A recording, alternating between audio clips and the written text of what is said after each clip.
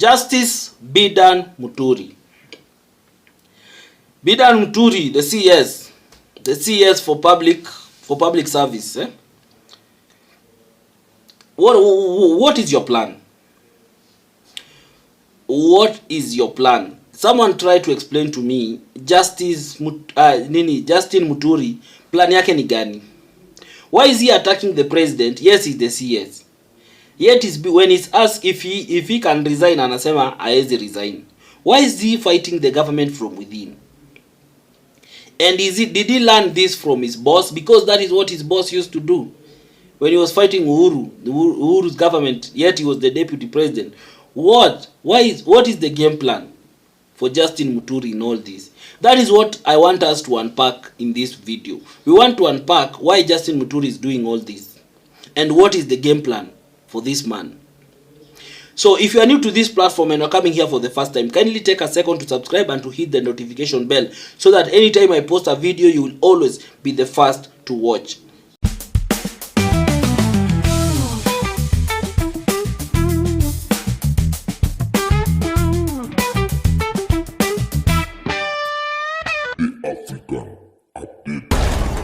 Thank you for those who have subscribed. So Justin Muturi did an interview at JKL, and he said some things that are very demeaning of this government. But he was even asked, why have you not resigned after all this? Because remember, his child was abducted by the same government that he was serving when he was the Attorney General. Kindly tell me how that makes sense. You serve in the same government, you are the Attorney General, and then your child is being abducted, and then you are kept in circles until you approach the president directly, and then a president makes a call, and then your child is released by the same people you called constituent, and they kept on telling you that hawana mtoto wako, and then the president calls the same people na wanasema wako na yeye, and then wanamrelease. Tell me why. So I want you to watch this video of Justin Muturi speaking, and then we'll come back and we'll do analysis. It's going to be a short video for this one. So, and then we'll do analysis and so watch, and then I'll be back.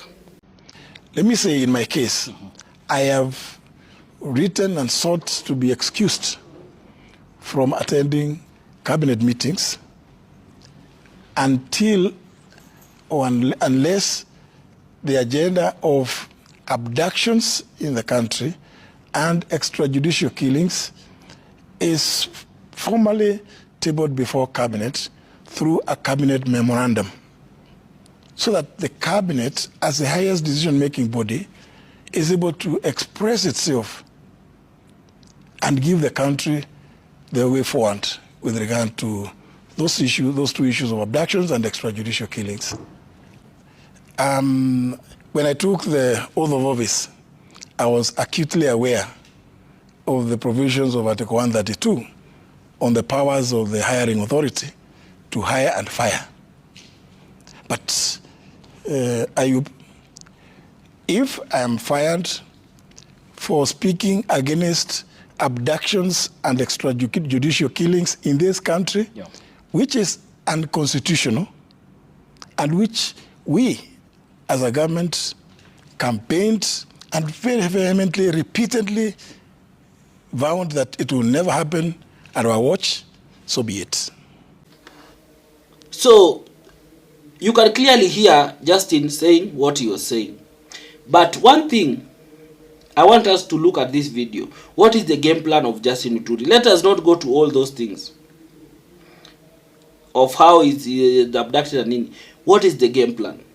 And what has Justin Muturi ameona that he feels like he needs to come out like this? First, Justin Muturi, the CS, doesn't want to resign. He wants the president to fire him so that he can use that one as a leverage to campaign in central Kenya. That is number one, because hatakuwa fired. So once he goes home, he will use that as a sympathy. He will use those one to cry that, they abducted my child, I came out to call them who they are, and then wamenivuta kazi. So that is number one. And Mount Kenya people, it's easy to sell to them sympathy. Wakiona unanyanyaswa, they really sympathize with you. And that is what they did to Ruto, because Ruto used to sell himself in Mount Kenya as being a victim. And that is why they voted for him, that regardless walikuwa wanaona tu Uhuru ananyanyasa Ruto. That's why they came out in large numbers to vote for him. And that is why they are also supporting Gachagua right now, because they feel like Gachagua amenyanyaswa na hii serikali. So that is what Justin Muturi want. Ataki ku resign, because akiresign it will look different as compared na yeye kutolewa. Unaona? So that is number one. And then Justice Muturi realized that during in the East section ya Meru, there are no leadership. Mount Kenya doesn't have a strong leadership. The same way tulikuwa na kina nani, these guys akina Kiraitu Murungi na nini. So right now the Meru are exposed and the Embus are exposed. So Justin Muturi just wants to come and fill that gap, because he has realized that Mount Kenya doesn't have a strong leadership, and he feels like he can take advantage of this and now adhere himself to the Mount Kenya people. Sasa abaki at least is another force besides that force of Gachagua. At least there can be two forces. So Muturi is just being calculative, because he has realized another reason. He has realized that this is a sinking ship. UDA and Kenya Kwanza is a sinking ship, and he doesn't want to sink down with it. He has realized that this government is going nowhere, and he has also realized that he can be disposed anytime now that Mount Kenya is not in their fold, is not supporting Ruto. So he has realized that Ruto can do away with them anytime. And since he still wants to be in politics, he still wants to vie for a seat, he still wants to be influential in Mount Kenya, he still wants to get either a senator or a governor or whatever, he knows very well that if he stays with Ruto until 2027, he will not win any seat in Mount Kenya. He will not, because it means that whoever Gachagua atakuwa endorsed in most parts of those regions, those are the people who are going to win. So Muturi doesn't want that. Muturi wants to leave this government mapema, aingie kwa ground, aanze kujimarket, and then aside na Gachagua, because now they'll be playing the victim card. Ndio ikifika when he'll be going for the governor, because I know he's going to go for the governor or any other seat, he will stand a great chance. But if he continues staying with the government, akiendelea kukara serikali, he will not get any seat in Mount Kenya. So Muturi is being calculative, anaangalia mbele. He has realized Ruto has lost influence in Mount Kenya, and whatever party atakuwa nayo will not get support in Mount Kenya. And that is where he wants to stand, because there is a life after being CS. So he doesn't want to stay in this government for long, until afike mahali akirudi, akienda Mount Kenya akiambia watu kitu, the party itakuwa formed late, watu watakuwa washajirealign, watu watakuwa washajipanga and everything. He wants to leave early, ndiye aanze kujipanga mapema with the party that he feels like, or with the person that he feels like will have a bigger say in that area.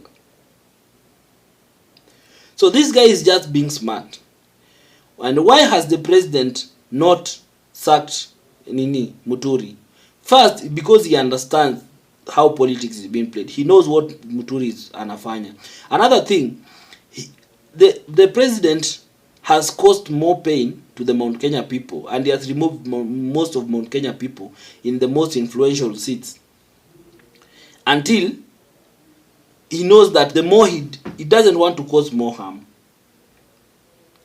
So he's trying to hold on to CS Muturi, at least to show Mount Kenya people that, hey, I still have your people in the government.